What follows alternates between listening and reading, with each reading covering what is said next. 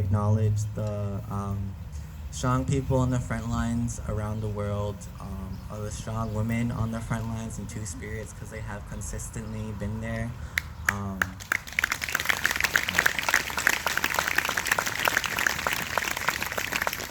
Whenever I go to the front lines or anything, they are not afraid to take up space. They are not afraid to be heard or seen. So it takes a lot of Ojita Club courage to be out and be out on your front door to be seen. It's very inspiring to all of us activists. It's inspiring. I'm inspired around the world globally because a lot of the actions that are happening in Minneapolis. I have a lot of cousins and friends that live in Minneapolis, and you guys must know about the riots. And I kind of wanna, her name's Nina Rose, and she's an activist.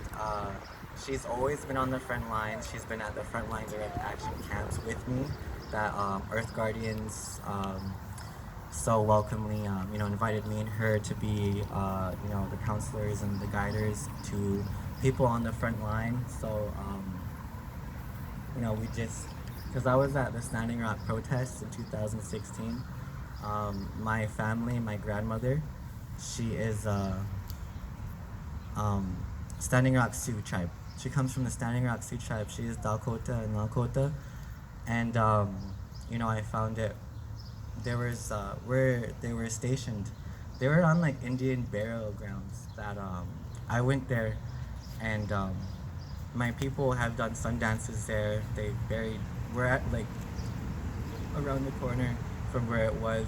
That place had history.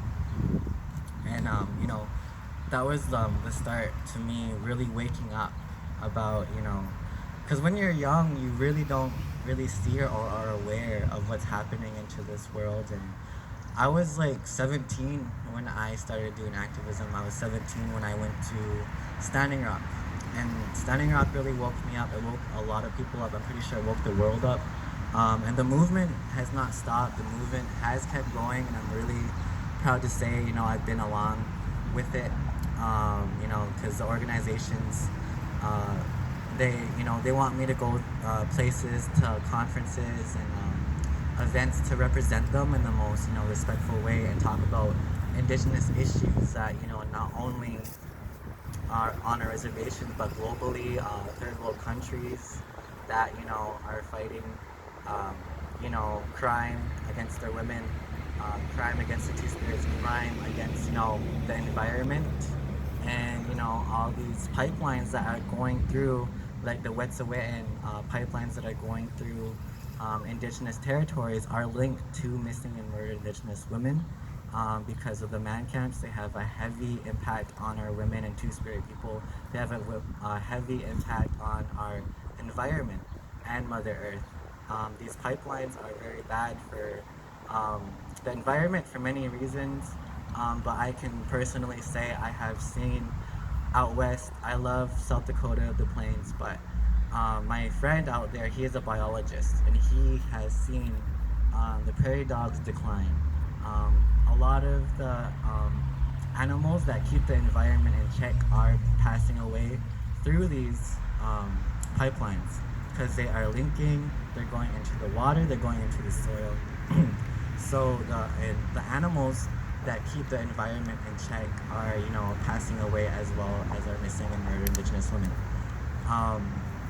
But I want to keep it focused on that, and I wanted to talk about, Crazy Horse. And our women have been, going missing and murdered since, they came to our shores in 1492. And Pocahontas, that was not a love story, she was sex trafficked. And she, yeah, let's just get that out there, let's get that one out. Right. She was one of our first missing and murdered Indigenous women. She went missing from her community. She was taken and stolen and sex trafficked, and they made it into a love story, which is really disgusting. And because she was a victim of sex trafficking, and they made it seem like she was consensual when it totally wasn't. She was like 13 or 15 years old, and she was, and I'm pretty sure her name wasn't even Pocahontas. And it was just like, I don't know, it's crazy how they love to twist history. just like I want to get a couple things over, like the sculpting part, like the sculpting parts. My people are known for sculpting. Not really, because they did that to us. They have had bounties on our people. That goes along with missing and murder, because they would have bounties on warriors and then bounties for women and children. And they would give you money the way that you would show that you killed an Indian, because their motto was kill the Indian, save the man. The way that you would show you would kill an Indian is that you would get his scalp. And a man's scalp was worth like $20, and a woman's scalp was worth like $30. I know a child's scalp was worth more. So that's really sick and twisted. And you know, that goes along with missing and murdered, because one, they probably went for the women because it was more money. So it's just crazy how history twists that and they blamed it on us.